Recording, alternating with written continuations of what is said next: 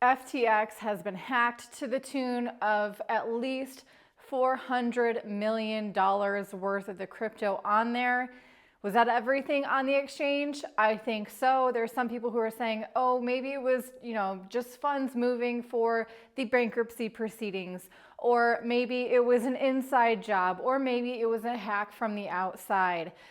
The conspiracy theorist in me thinks it was an inside job. How convenient it is that 2 days ago he opened withdrawals only for Bahamian residents, which SBF was, and his friends and family. Not to mention now that there's an article out from Reuters saying that SBF had actually designed a backdoor that allow him to move billions of dollars of crypto without triggering any alerts for other FTX employees. There is so much coming out about FTX and all of the dirty dealings and insider trading and manipulation and taking advantage of user funds that is coming to light very quickly. SBF, Sam Bankman-Fried, I think he has $3 to his name. Maybe he can buy a few Dogecoin and try to work his way up back in the crypto space. I think he's got some character building to do, and maybe that's going to be happening in prison. There's a lot of people who are upset over what he has done, and they are hoping he's not going to get away with it. Now there are people saying that they've been tracking the private jet of Sam Bankman-Fried, and right now he is in Argentina. So listen, I know I'm making light of this a little bit of just how ridiculous this is, but this is really unfortunate for anyone who had funds on FTX. Mostly, I'm really sorry for those people who were waiting for their time. I don't think there's very many people who are waiting on the sidelines of crypto to buy low, actually as an outsider, a newcomer to crypto, and they're buying now, which is a good time. But there is, I think, still a lot of people whose first experience of cryptocurrency is this debacle. They had funds on FTX. They were keeping it there maybe because they had trust, or maybe because that was just how their process was and they didn't have a chance yet to put it on a hardware wallet. And I really feel for these people because I don't think they're getting anything back between the bankruptcy filings and this hack that's now happening. I think it's a bleak outlook for any kind of repayment for you. Also, for those who had funds on Voyager Digital, that centralized lending platform that filed bankruptcy in July, they were planning to get bought out by FTX, and the users there were, somewhat happy, or at least having some closure, knowing that they were going to get at least 70% of their funds back in different forms thanks to the buyout from FTX. Now Voyager is probably going to need another person or another entity to come in and buy them out if that's a possibility. Otherwise, I think the proceedings for Voyager, probably just like FTX is definitely going to have some more criminal investigation, I think, going on for the happenings between Sam Bankman-Fried and the people running that platform, and Voyager now being tied into that. I think it's going to be a long delay, and it's going to be pennies on the dollar for what you're going to get from that. There's some people on crypto Twitter saying, good luck trying to get retail investors trusting crypto again. Can I just say this? Can we stop referring to centralized exchanges and megalomaniacs like SBF as crypto? They are not.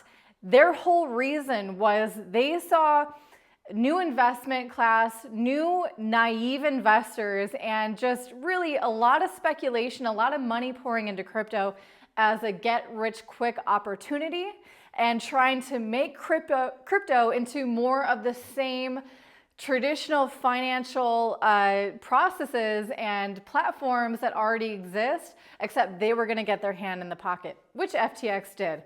But this is not crypto by any means. Centralized exchanges completely disregard everything why cryptocurrencies were created in the first place. The main reason cryptos were created was to oust the banks, to give people the opportunity to actually take real custody, real ownership over their wealth, and be able to send it to anyone for whatever reason that they want, because Bitcoin at least is run by a permissionless peer-to-peer system. Ethereum used to be that way. Things might be changing. But that really annoys me when I hear people say, oh, this is going to help people lose faith in crypto. FTX and Sam Bankman-Fried are not crypto, period, full stop. People building decentralized, permissionless, non-custodial options are at least going in the right direction. The people who are valuing this and putting that above their ego, above their identity, above what they think they can get out of the system, the people who are valuing what they can provide as a tool for freedom, for people like you and me, that's who we should be paying attention to, investing in, and participating in. You might not like it. I know we've done, especially with Toby and what's happening with inflation and global economics and the macroeconomics happening in CBDCs, of course, that is a reality.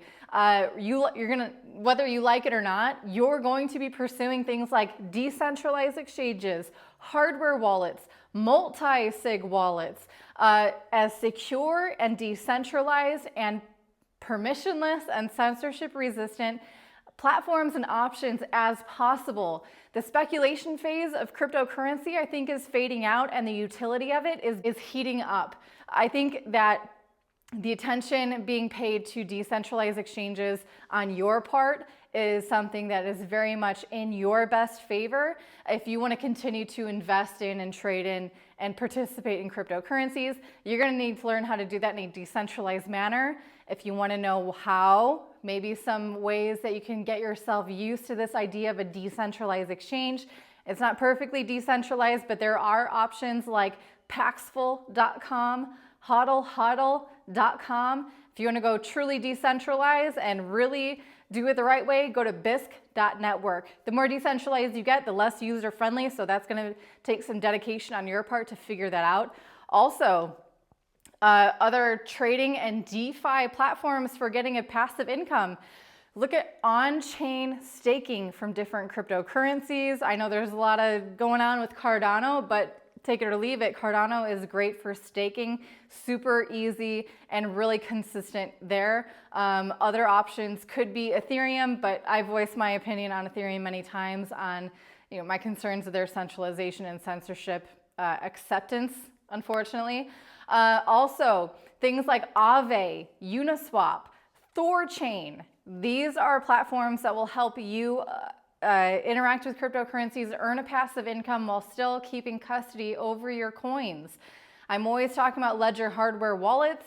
It's a really secure hardware wallet. They're not the only ones. Also, Trezor.io. Trezor hardware wallets are amazing. If you want links to either of those, they're official sites.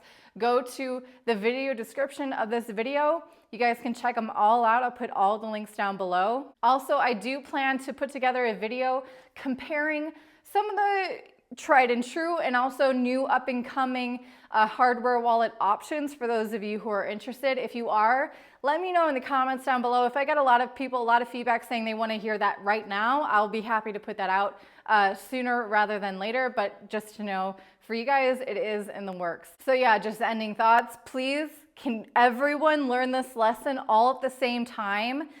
Keep a minimal, as least amount of cryptocurrencies as you can on centralized platforms.